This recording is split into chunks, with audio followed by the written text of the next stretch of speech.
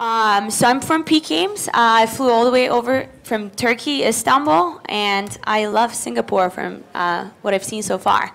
So the agenda today, for those of you who are not familiar with who we are and what we do, I'll give you a little bit of info about Peak Games itself, then where we operate, because we're a specific regional player in a hot emerging market, and a little bit gloating about what we've done and basically how we've done it in such a short period of time. Peak Games is the leading online gaming company of Turkey, Middle East, and North Africa regions. And from the purpose of this presentation, let's call it MENA. Basically, we both create games, develop games from scratch. We also publish games, we service them, and we also provide infrastructural platforms and infrastructure to our users, like our payment platform, or our core gaming platform, or our game cards in the region. Basically, in terms of the types of games we do, one of our specialties in creating games is culturally relevant synchronous games. So what are these? Imagine Turkish or Arabic versions of maybe poker or baccarat or bingo or mahjong. So basically specific games that are played in these regions, Turkish and Arabic speaking regions, let it be card games, board games, tabletop games. We also do social casual games, and again we both create and publish games in this genre, ranging from resource management games like city building or farm building games to arcade games. Actually, our latest launch, Lost Bubble, we just launched a week ago, and within the week I think it reached 600,000 daily active users on Facebook. We also do mobile games. As the world is changing, we are both bringing our existing franchises on Facebook and in the online world to mobile to create meaningful experiences and also create original titles from scratch, because the mobile experience is so different than what we've been observing in the online. We also publish browser-based MMOs on our platform called peakplus.com and GameTurk, which was an acquisition we've done in the beginning of this year. A little bit about our playground. As I've said before, we operate in Turkey and Middle East and North Africa regions. And if for those of you who are not familiar, let me give you a brief overview about what this region is all about. This region has huge economic potential. So if you look at Turkey and MENA together, it will be the third largest population in the world after China and India, larger than US. Again, combined, it would have the fourth largest economy in the world, following US, China, and Japan. And in terms of average age, it has a very young population with average age of 26 in comparison to Japan's 44, Europe's 40, and US's 37. So what does this mean? There are a lot of people in this region. They have disposable income, and they're very young. So these are all good metrics for any gaming company, not only Peak. The region also emerging is also very attractive from a technology perspective. There are about 115 million internet users in this region together, and this is expected to increase much more until 2015. Turkey alone itself is a very exciting market for social networks. Turkey alone is the 6th largest country on Facebook, 8th largest on Twitter, and 5th most engaged in terms of minutes spent online. And the internet penetration is very low. So even though the numbers are high, the penetration is very low, which shows you that there's room for growth, both in terms of internet penetration, Facebook penetration, and 3G subscriptions. So basically, whether you are a social games developer, core games developer, or mobile games developer, there is room to grow, and there is a market that is addressable in this region. So a little bit about what we have done so far. We founded Peak Games in October of 2010 and released our first game in the December of that year, about like 3 months after inception. And we basically started out in Turkey, and 5 months after foundation, we moved into the Middle East and North Africa regions as well. And since then, Peak Games, in terms of daily active users, has become the 5th largest social gaming company in the world. This chart is a little bit outdated when I sent it in. Right now we have over 9 million daily active users, and we're in top 5, following Zynga, King, Wooga, Electronic Arts. And depending on how Electronic Arts is faring that day, we're sometimes number 4, sometimes number 5. And we have reached this in about 15 months. So if you compare this, for those of you who are not familiar with the region or maybe specifically social gaming, this is comparable to some of the most admirable gaming companies in the world.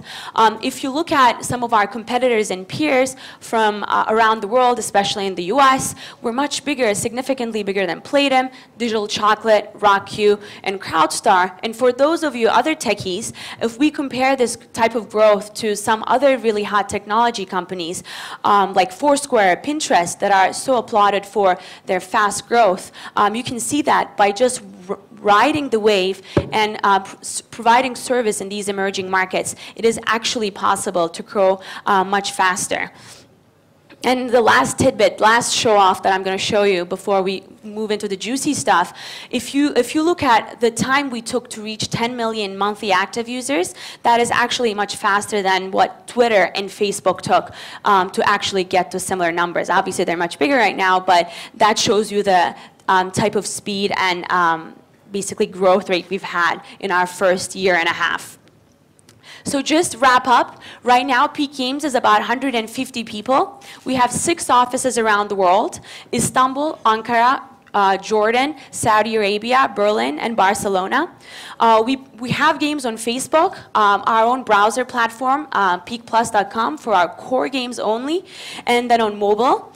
We have 3 million users off of Facebook in our core gaming platform. We've raised $20 million, and we basically did 5 acquisitions in our first year and a half. So basically, how did we do this? We're huge believers in local presence and know-how. When we started out with the vision and the goal of targeting emerging markets, we started first in Turkey. We took our time, but basically all of the co-founders and the initial team were Turkish. We were born and raised there, we lived there, we had access to talent, we had experience in gaming, so it was relatively easier for us to penetrate that market when no one was servicing it. But when we decided to move into the Middle East, we didn't take this lightly. Even though the Middle East is our neighbor, we have similar cultures, religion, similar language, and similar historical values. It wasn't as easy as we've seen in Turkey. So basically what we did was we attacked that market in 2 folds, both organically and inorganically. What I mean by organically is that we went out there, we went out to Jordan, we scouted, we hired aggressively, and we set up shop to basically service the Arabic games that we were launching. We have a team of 25 in Amman right now, comprising of localizers, customer support people, community managers, QA people, and business development people. And then afterwards, we also acquired the largest gaming company in Saudi Arabia, which is one of our biggest markets. The company we acquired in Saudi Arabia also creates games that fits our portfolio because they create culturally relevant synchronous games as well. They have the largest card game that is played in the Gulf region. So when we set up shop there, and when we had people from that region who spoke the culture, who spoke the language, who understood the culture, and who knew the gaming habits of that region, the traction increased rapidly. And now we're in the process of opening another office in the Middle East. And basically, with every market that we intend to penetrate and go into, we basically want to apply this methodology of going in, being very serious about it, and having local teams. Obviously, the content we choose to produce in-house, both in our Turkish, our European, or our Middle Eastern offices, just starts with the fact that we're all geeks and we love games. But that just doesn't end there, because we're not in this business to create or design the games necessarily that we want to play personally, but we want to listen to our customers and our markets to understand what they want to play specifically. So the target is very specific. We don't want to conquer the world as Peak Games. We can be the 5th or the 4th largest in the world in terms of traffic, but we are a very much regional player. Right now, our laser beam focus is on Turkish and Arabic-speaking markets. 6 months down the road, 8 months down the road, we want to go into other emerging markets, but we never want to be a global player. We're never going to try to conquer Europe or US, where there's too much noise and it's possibly too crowded. So basically, our goal is to find the right content for our markets and service it right. Some specifics. Basically, I think what we've done right when we started out was that we didn't want to focus on the games that were popular in the West or in the East that were getting a lot of traction. We wanted to focus on a niche and what people weren't doing and basically what the people of our region wanted to play. And when we looked, that we realized that there was a long culture of playing games in the offline.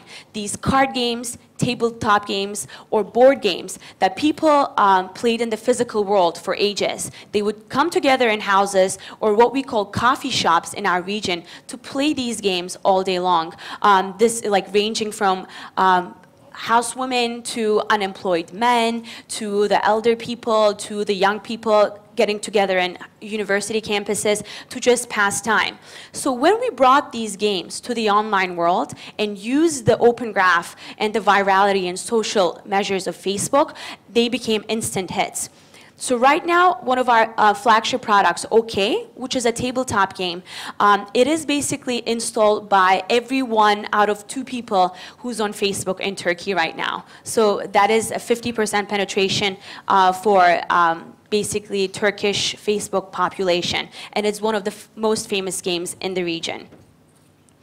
Again, basically, continuing on the relevant titles, we basically decided to focus on games that were inherently social and viral. So it's not our mission to take any resource management game and try to force viral or social techniques or gimmicks into it to make sure that people invite others or play with them. These games that we build in-house are basically inherently played with more than 1 people. So imagine backgammon, that is played with 2 people. Imagine a card game, 4 people. Our OK game, 4 people. 101, 4 people. So basically, someone who wants to play these games either has to invite someone they know, someone they like, a neighbor, a friend, a family member, to this game to be able to play with the people they know, or basically join in the community created within our games to meet people they didn't know before necessarily, but who are interested in playing this game. So basically, this is what we mean by inherently social. None of these games are single player. They can't be because culturally they're played with multiple people. So when you basically grasp that and bring that to Facebook or bring that to mobile, you have instant hits in the emerging markets that you target. So basically, by doing this, we've realized that we were creating communities within communities. What does that mean? Facebook is a huge community. Facebook Turkey is a community on its own.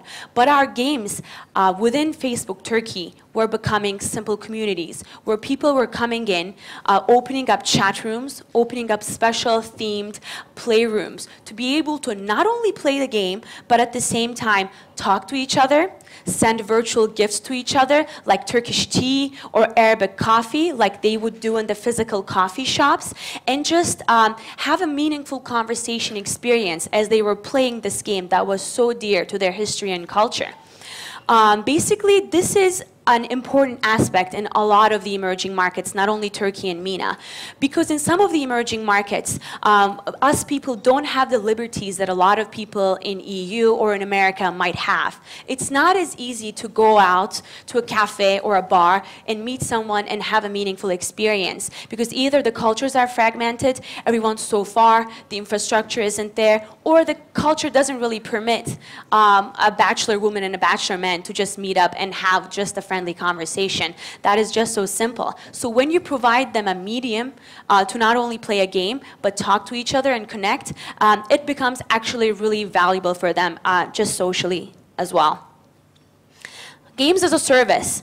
I've been talking a little bit about this. We're not only a game studio. We're not only focused on finding good content and developing it or publishing it. We're also huge believers in service.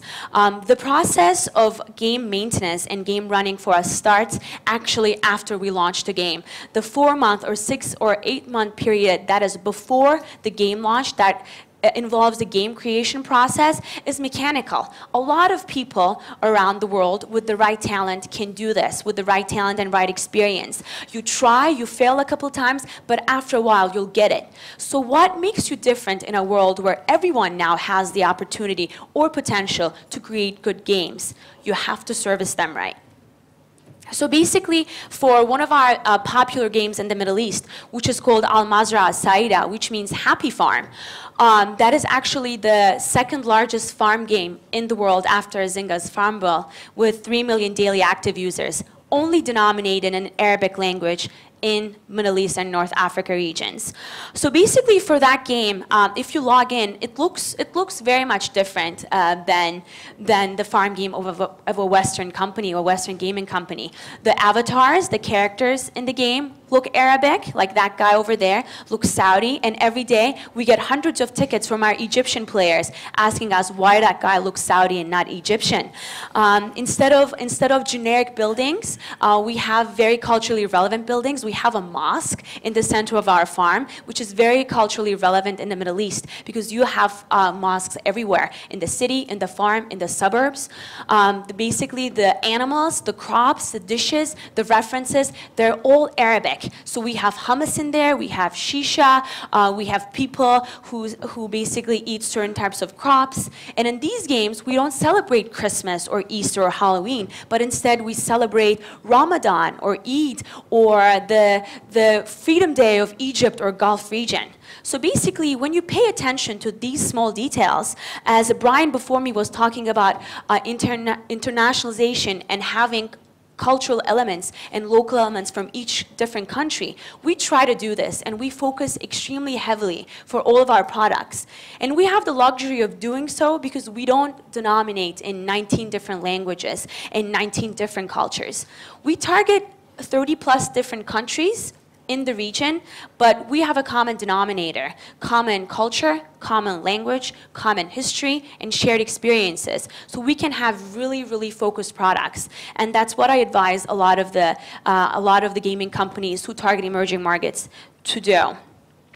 Again, another thing we consider in servicing our games is impeccable customer service and customer support. So the game localization and culturalization of a game doesn't stop with just translating a game into the native language. Again, you have to first localize and culturalize, then start adding local elements and local features and assets into your game.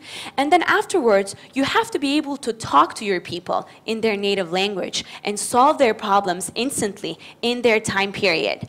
So basically, if you are a company that's based in the US and you just want to target the Middle East market, so you get a couple translators who speak Arabic, you translate the game, and voila, you think that's done. What happens when the person who sees your game in Arabic sends you an email in Arabic asking about a very serious problem in his time zone? Would it be okay for you to answer 10 hours after in English and say, sorry, I don't understand? I don't think so, because these people have all sorts of problems, ranging from glitches in your game, glitches sometimes in Facebook due to their deployments, or just an issue relating to credits or monetization. So it is not okay to not answer and to solve the problem of your users. So basically, because of this, we at Peak run customer support round the clock 24/7. We have different shifts, and we always either answer the calls or answer the customer support tickets in the native language of the countries that we're targeting. And basically, our average right now, for every support ticket that we receive at Peak, we receive it under 1.5 hours. And basically, during the week, this rate is much lower, about 35 to 40 minutes. So basically, with good service, people who are customers who come to Peak to play any of our games know that if they have a problem, we'll have a solution for them somehow and we'll compensate for it. Again, community management is a very important issue as well on top of customer support. Basically, a community management is not only having a forum and a fan page where you do nothing. It is really important to interact with your users, to ask them questions, to ask them opinions, and take those opinions back and integrate them back into the game to show them that they're being heard. Have a conversation with them. Start contests. Who is the best farmer in the Middle East region? And run these contests and basically reward them if they participate. provide them shareable content, meaningful content, both relevant to the game and relevant to what's going on in the region, so that they will be able to connect the experience they have in the game to their Facebook experience and interaction. And this way, through sharing, you not only create virality and sociability through the game, but also through customer and community outreach, through your fan pages and forums. Again, of course, everyone around the world in their mother's womb have been talking about this.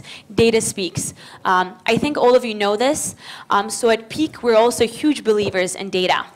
We follow it, we monitor it, we pray by it, and we experiment in A/B test.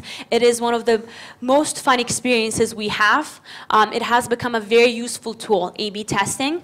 Right now, when we come out with a game idea, before we even start building it, we do focus groups that has been created within our existing user base. And after we decide on the right content or the right concept, we create modules and basically playable prototypes and start A/B testing both internally and externally right away. So this allows us not to take risks, not to make gut hunches, but also actually listen to our users and cater the game to how they want to play.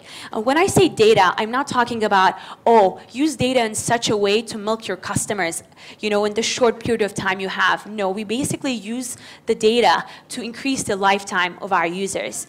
Basically, in the games that we create in-house, where we use these metrics of experimentation and data following, LTV we've found to be on average a year versus the market average of 3 to 4 months. Average session length increased from 25 minutes to about 55 minutes, and conversion monetization also increased. So whether you're an indie developer or large, there's no excuse. You have to follow data. Either create your own tool, have an amazing database, or use third-party tools like Contagion, which is available to any size developer with any size budget.